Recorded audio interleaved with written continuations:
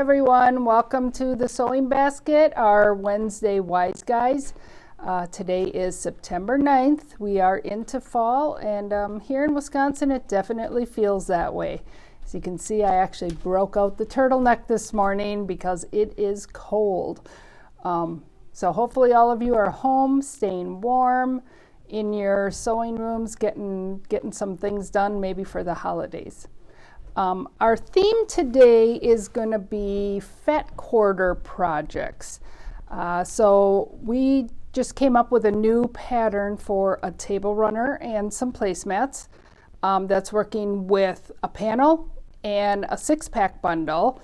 These are our little what we call 6-packs. So we put these together all throughout the store. We coordinate 6 fat quarters that then can work with a group of fabric, or for like today's project, a panel. And they're just fun ways to kind of have your fabrics pre-organized for you. A lot of people, the choosing of the fabric is their nervous point. So we do a lot of these little bundles throughout the store. So the project we have today is part of our Mix 6 series. So we have a whole series of patterns that all work with 6 different fabrics, and usually the smallest size is going to be a fat quarter bundle like this. So today's project is going to be 6 placemats and the table runner that coordinates with it. So first we're going to talk a little bit about the panel that we use for the project. It's this little rake and bake panel, real cute. It's got that little old-fashioned truck on it, and the other side. So it came with 8 squares. And so when I was thinking up the pattern, I wanted to base the size of my square off of this panel. So when you're dealing with panels, I know a lot of you run into the issues of they can be printed a little off square. Sometimes designers aren't necessarily quilters, and so they don't always think about the seam allowances or different things that we as quilters need to make our lives a little easier. So the first thing, when I measured my blocks, I found that these blocks, when I went out to the edge of my little colored stripe, they were 10.5 side to side, but they were 10 3/4 top to bottom. So in order to get my 10.5 square cut out of here, I had to chop off just a little bit of this colored stripe on the top and the bottom. And it's really not a big deal. A lot of people will panic. If you look at my sample, is this little stripe slightly smaller than my side ones? Yep, it is. And you know what? That's okay. First of all, it's a placemat and a table runner. It's okay. Nobody's going to really know that they're not symmetrical unless you point it out to them. So one of our rules is stop pointing it out to them. They aren't going to notice unless you tell them. It's okay. All right. Sometimes dealing with those panels that they're printed a little crooked, you need to have that ability to fudge around a little bit so you can get what you need for the pattern that you're working on. So the first thing I did was cut my squares out. Now, if you happen to be dealing with a panel that only has an 8-inch square or a 9-inch square, and you need a 10.5-inch square for this project, obviously you can just add a border onto any piece of fabric to make it be the size that you want it to be. This one was nice because it's printed with a little border, but you could just add a border on. If you have a 12-inch square, assuming you don't have to cut out major parts of the block, just trim it down to the size you need. Okay? One of the things I like to remind people is that a panel is just a piece of fabric. You can cut it up just like any other piece of fabric. On the flip side of that, a piece of fabric can always be used where they suggest a panel. So they're interchangeable. Don't get stuck in that route of I have to use a panel or I have to use a piece of fabric. A panel is a piece of fabric, and a piece of fabric can be a panel. All right, so I'm just going to go through some of the cutting that we did for this project. Again, we started with our 10-inch squares that we cut up. And then for my 6-packs, I wanted to put some in with my runner. I ended up using some of my fat quarter also for my binding, and then a piece of that same fat quarter in my runner. So you have a piece in the placemat, a piece in the runner, and it's used for your binding. Okay. And I have one pre-cut here. So for today's sample, I had to pick obviously a different set so I could show you the different steps to it. So I decided to work with,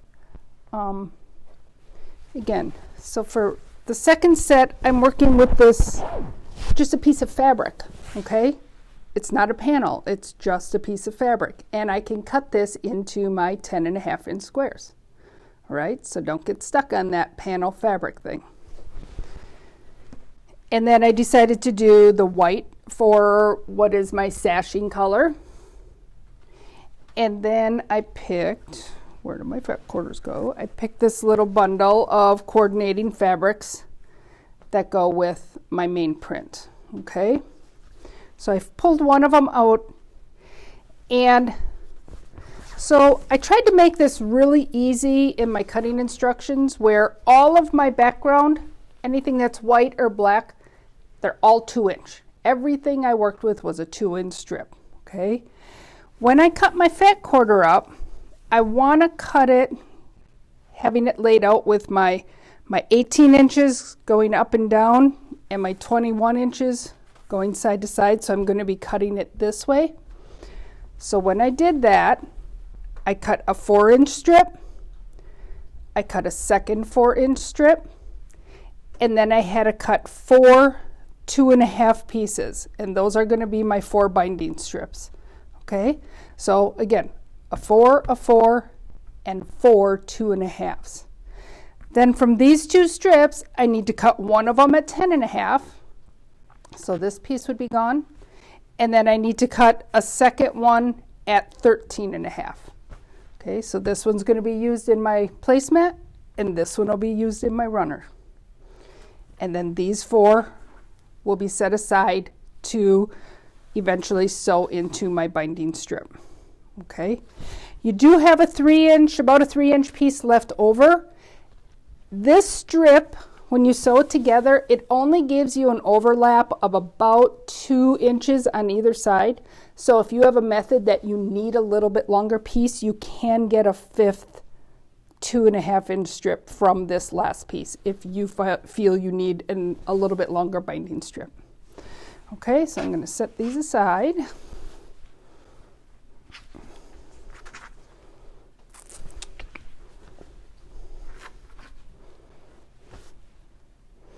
Okay, and then from my background fabric, again, so we've already pretended that we cut our 10-inch squares up from my bird fabric. From this fabric, I need to cut 10-inch strips and 10.5-inch strips, 18.5-inch strips, and 13.5-inch strips. Okay, so one of the things I like to talk about too, and all my strips are 2 inches. So a lot of times your first thought is to take this fabric and just chop it into all 2-inch strips and then start chopping it up this way. I find I can get a little more accurate if, so for this pattern, I need 22 pieces that are 10.5 inches. So instead of cutting all these 2.5-inch strips and then subcutting them into my 10.5-inch sections, I'm going to cut a 10.5-inch section and then just cut it this way. I just feel that it can be a little more accurate than opening up, and because you open those strips sometimes, and if this folded end is a little wonky, now you got a strip that's kind of cattywampus on you. So for my preference, I would, if I have to cut a lot of strips the same size, I would cut a 10.5 and then chop it up into my 2s. Or for my 18.5-inch one, I would cut another 18.5-inch section, chop that up into my 2s. Totally your preference, it's just the way I like to do it. So once I have, let's see here, my pieces cut, okay, I'm going to have my squares cut, and I'm going to take my 10.5-inch strips, and I'm going to add one to either side of all 8 of my squares, okay? If you're directional, if your fabric is directional, you just want to make sure that you add them to the sides, not to the top and bottom, okay? And now where do my pieces go? I had them here. So now I have a choice where I'm going to have another, I'm going to add in one of my colors, and then I'm going to add another 2-inch strip to the side. And this is for making my placemat. So I have my square, I have my sashing on either side of my square, then I'm going to have my coordinating fabric and another sashing piece. Okay, so you can choose if you like to specify right side, left side. I can add it onto which is my right side, or I could add it onto which is my left side. Doesn't matter. You can make half of them one way, half of the other, if it's important to you. When I made them, I just automatically put them on the left. I don't know why. Elaine says that typically your silverware goes on your right. I guess I don't pay that much attention to that, okay? But it doesn't matter. You're going to add your 2 strips to your side, put your accent on one side, and then add another 2.5 by or 2 by 10.5-inch strip. So I have those 3 done, which is going to then give you this piece. And now I need to take and just add my 18.5-inch strip across the top and bottom. Okay, and that's my finished placemat. So it's super simple, super easy. It's a great beginner project if you're dealing with somebody new to quilting. You know, if my things don't match up, my seam allowances aren't perfect, I need to trim some off, go ahead. It's a placemat. It doesn't matter if one placemat is 1/8 of an inch smaller than the other placemats. They're placemats. So it's really forgiving for seam allowances, cutting errors, just, you know, things are shifting around a little bit as you sew. So again, I got my strips going across the middle, my top and bottom, all my placemats are done. Then I'm going to take 2 of these birds, or center squares. I had set those aside. They were for my table runner. Again, when we cut our panel apart, there was 2 of them that had the trucks on them. So I set those aside because I just thought it'd be cute to have the 2 trucks be separate on the table runner. Okay, so I need to take and add one of my 13-inch pieces across the top and the bottom. So I'm now going to have a square. And those are going to be the ends of my table runner.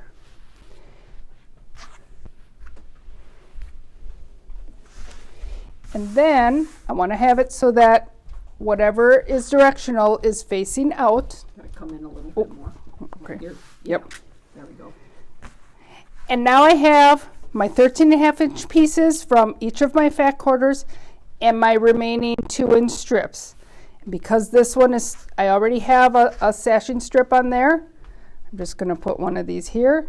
And you can see that when I was cutting, it was like the 3rd one in the stack, and I got a little bit of my selvage in there. It's okay. It's less than 1/4 inch, so that'll be in my seam allowance. And now I'm just going to strip piece these together in whatever order I want.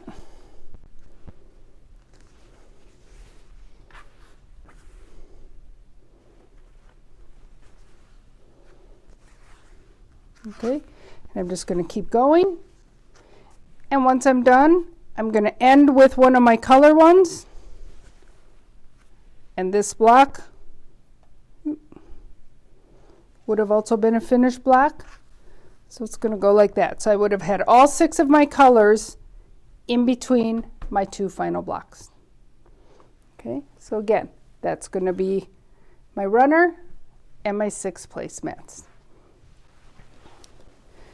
Then you get to take, and with those, so here's one of them that was done with the birds.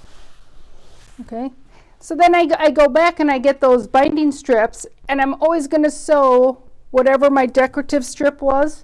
I'm going to use the same binding strips to bind it in that. So it just makes them all a little different and yet a little colorful. I don't have all the bird ones done. I was just doing those this morning. But this is kind of the whole set from the fall ones. So you can just kind of see how that little difference in color around each binding just adds a little fun to the project.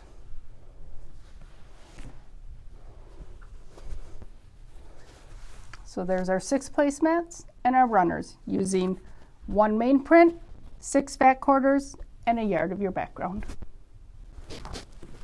All right, so that is our project for today. We hope you all can join us tonight at 6:30. Elaine is going to be doing another one of our Facebook Live sale programs. And again, we're staying with the theme of all fat quarter projects. So everything she talks about tonight is either going to be patterns, projects, bundles, kits that are all having to do with fat quarter projects. Again, that's going to be at 6:30 tonight, and we hope that we see you there. And I have just 2 quick things to add. One, the pattern Cheryl talked about today is the mix 6 to each his own, and I will have that on the website shortly. I have it in the sale for this evening as well, but I hadn't put it on our website yet. That'll be up shortly this afternoon, called Mix 6 to Each His Own. And now I have a survey question for you. Everything that I read says we should be filming upright like we are right now, so the screen is tall but a little narrower. That's made for mobile phones, and all the statistics out there say that 80% or more of people watching these live videos are actually on a mobile device versus a computer. Anybody who's watching or watches this later today, if you would just type in phone or computer so I know what you're on. I debate if I should have the camera tilted the other way for a wider picture. If the majority of our people are watching on a computer, we may choose to flip it the other way. So I'm just interested if you could do that for me. I'd appreciate it. I'd rather be tall and skinny. That sounds good. Thanks so much. We will see you later tonight. And we will be broadcasting from the Sewing Basket page, not from the group pages. We'll see you then. Bye-bye. Bye.